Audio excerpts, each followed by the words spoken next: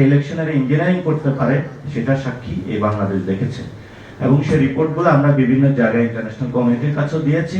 এবং আমি যেহেতু এটা নিজের নগ্ন সাক্ষী ছিলাম, ইনশাল্লাহ এই পরিবর্তনটা হবে। এবং বাংলাদেশে বলা হয়ে থাকে যে আমাদের যে নির্বাচন কমিশনের জায়গাটা অনেক যদি মেরুদণ্ড সোজা থাকে তাহলে বাংলাদেশটা অনেক দূরে এগিয়ে যায়। সেই জায়গাটা আমরা বিশেষত এই যে ঋণ খেলাপির বিষয়টা, সম্মানিত কমিশনার সানাউল্লাহ ভাই আছেন, উনি বলেছেন অনেক দুঃখ কষ্ট হৃদয় নিয়ে তাদেরকে অ্যাপ্রুভাল দিয়েছে। কেন? আপনার দুঃখ কষ্ট থাকলেই তো আপনি সংবিধান লঙ্ঘন করতে পারেন না। এটা আপনার একটা কমিটমেন্টের জায়গা, আপনি তাদেরকে ছাড় দিবেন না।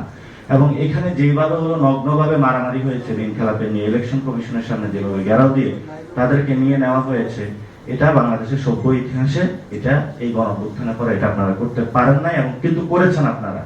যাক আল্লাহ আপনাদের উপরে একটা ব্লেজিং দিয়েছে আমাদের এই প্রধানমন্ত্রীর, সেই প্রধানমন্ত্রীর ব্লেজিং নিয়ে আপনারা আছেন, থাকবেন। কিন্তু লোকাল গভর্নমেন্টে আমরা আশা করব যে আপনারা এই ধরনের কোনো অ্যাক্টিভিটিতে যদি যান, সেটাতে হয়তোবা মানে রাজপথ খুবই পরিস্থিতি উত্তপ্ত হবে।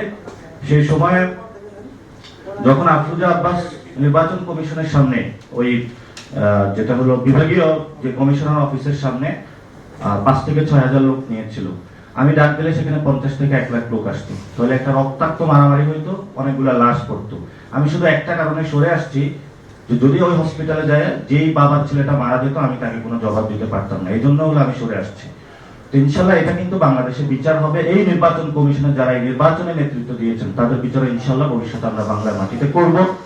এবং সাথে সাথে লোকাল গভর্নমেন্ট ইলেকশনে যদি এর থেকে কোনো বাজে পরিস্থিতি হয় সেটার বিরুদ্ধে আমরা শক্ত হাতে প্রতিবাদ করব।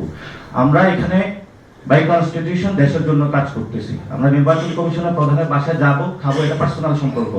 যারা নির্বাচন কমিশনার আছেন আপনারা আমাদেরকে দোয়া দিবেন, আমরা আপনাদের দোয়া দেব। কিন্তু যখন আপনারা একটা চেয়ারে আছেন সেই চেয়ার ধরে আমরা কথা বলবো। আর আমি এখানে যখন কথা বলছি, আমি ব্যক্তি না ছিল কথা বলছি না, আমি এনসিপির একজন প্রতিনিধি হয়ে কথা বলছি। আমরা যেটা বিশ্বাস করি সেই বিশ্বাসটা বাংলাদেশে ইনশাআল্লাহ বাস্তবায়ন করব। এবং ওই যে অপু ভাই আছেন, ওনার সাথে তো অনেক আগে কথা হয়েছে। তো ভাই আপনারাও দেখবেন যে লোকাল গভর্নমেন্টটা যাতে সুষ্ঠুভাবে হয়, লোকাল গভর্নমেন্ট যদি সুষ্ঠুভাবে না হয় সেটাতে কিন্তু রাজপথ, আমরা আবারও বলছি, ভয়াবহ উত্তপ্ত হবে।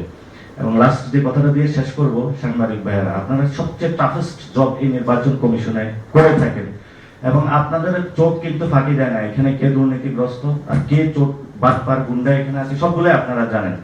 কিন্তু হলো আপনারা হয়তো বা মালিক পক্ষের চাপ বা অন্যান্য চাপে এগুলো বলতে পারবেন না। কিন্তু আশা করবো যে একটা সময় যে যারা রিপোর্টার্স বিওয়ান বর্ডার থেকে আছে, এই ধরনের ইন্টারন্যাশনাল অর্গানাইজেশন, সেগুলোর সাথে আপনারা কানেক্টেড হবেন। আমরাও সে জায়গায় প্রচেষ্টা করবো আপনাদেরকে কানেক্ট করিয়ে দেওয়ার জন্য। আরেকটি অর্গানাইজেশন আছে প্রটেক্টেড জার্নালিস্ট যারা আছে, তারা কিন্তু সাংবাদিকদের নিরাপত্তা দিয়ে থাকে, এবং কোনো সাংবাদিক যদি সত্যিকারের সাংবাদিক হতে চায় তাদের ইন্টারন্যাশনাল নিরাপত্তা আছে।